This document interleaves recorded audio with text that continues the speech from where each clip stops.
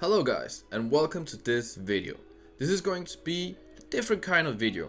I want to try something new here, okay? There is a question in the comment section that I'm going to answer.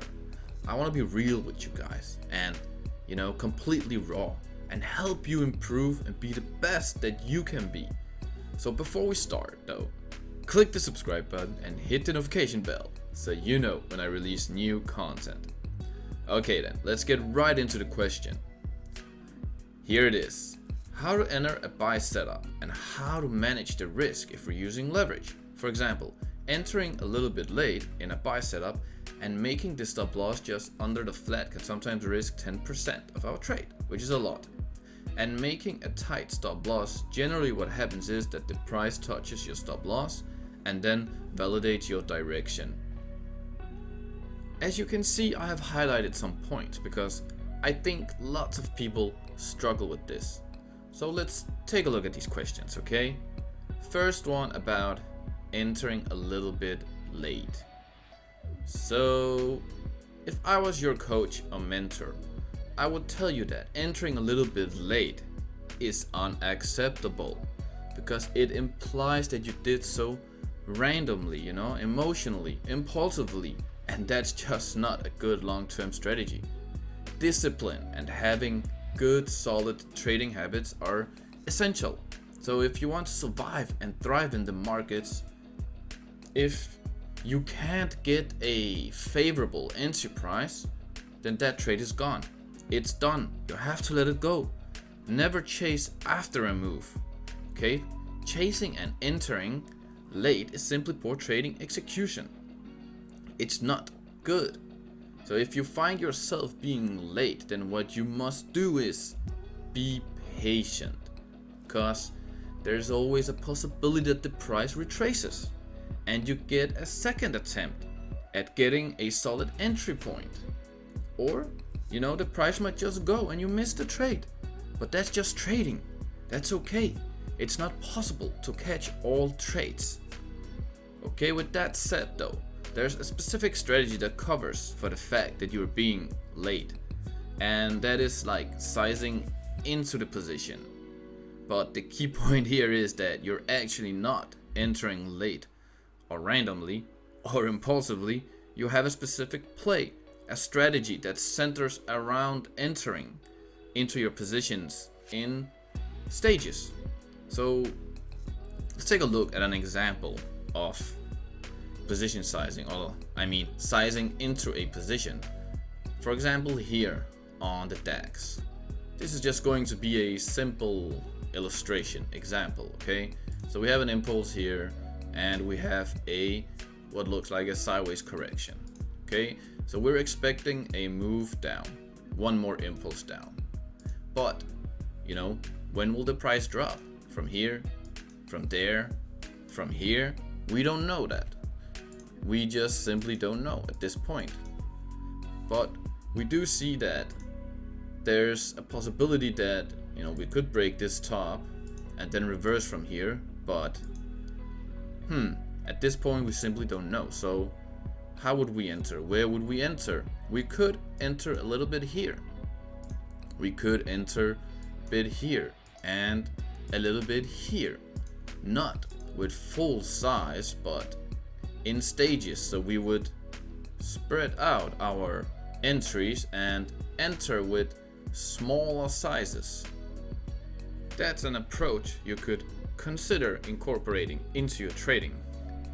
Okay, let's take a look at the key takeaways here. Never enter late. That's just poor trading execution skills, okay? And it's a mistake. It's a mistake that will cost you. So if you want to be a better trader, fix this. And if you struggle with getting good entries, then a strategy that sizes into positions could be something you could consider incorporating into your trading plan, your trading methodology. Okay, let's take a look at the next question, which is a big one, I think, because many traders struggle with this. And the question is about putting the stop loss just under the flat or making a tight stop loss where generally what happens is that the price touches your stop loss and then validates your direction. If you have trouble with this, it's possibly that you haven't defined your trading style and methodology completely. When you trade patterns, you have to understand that they simply work as templates for possible market outcomes. And you have to be very adaptable in real time when you're trading. So take a look at DAX here. It's a good example. If we just look at the pattern right now, after the fact, and I'm talking about this one, this regular flat pattern right here, then it's easy to identify, right? It's easy to see that this was a regular flat pattern. But if I do this, then there's no way that I could predict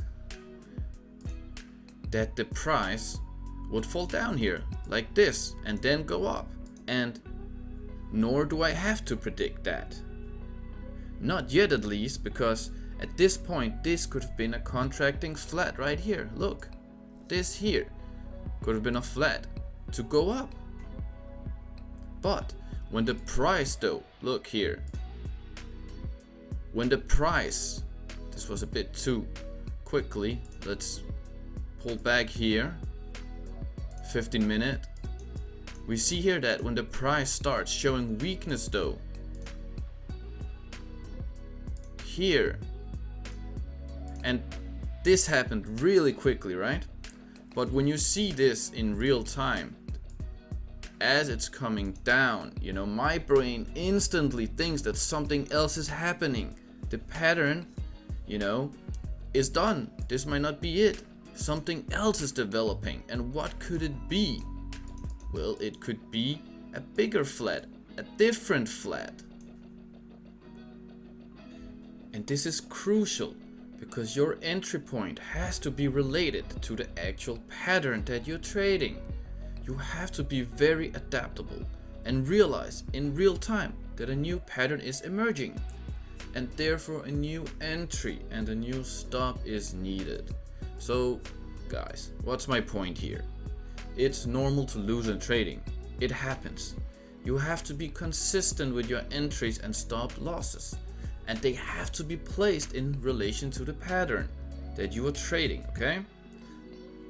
So just know that, you know, the patterns change and therefore your trade changes, and then a new entry point and a new stop is needed.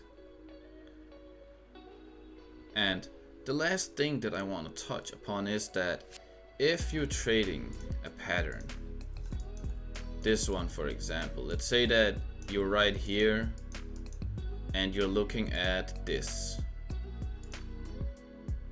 right here. Look at how messy this was. You see these spikes down here? So if you were trading this pattern and you had a stop below, this is the point. This is the point that invalidates that you are looking at and saying to yourself that I'm wrong here. That is why your stop is there. So if the price would have come down and reversed, then what would you do in this scenario? Right? This is essentially what the question is about. Well, let's take a look. If this was the case and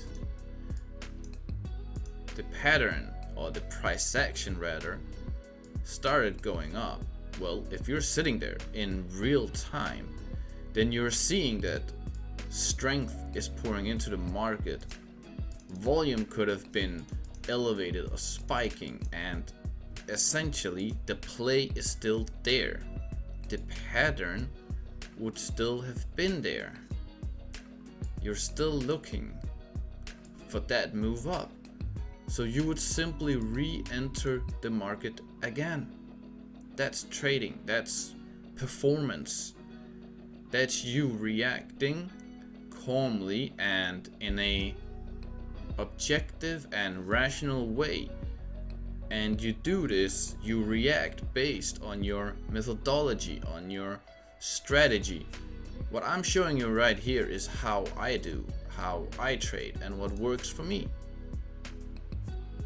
And I hope that you can take away some inspiration from this. I will 100% make a lot more videos on entries and stop losses, because there's a lot that can be covered, and I don't want to make like a 1 hour video, a 2 hour video, because it's just simply too long.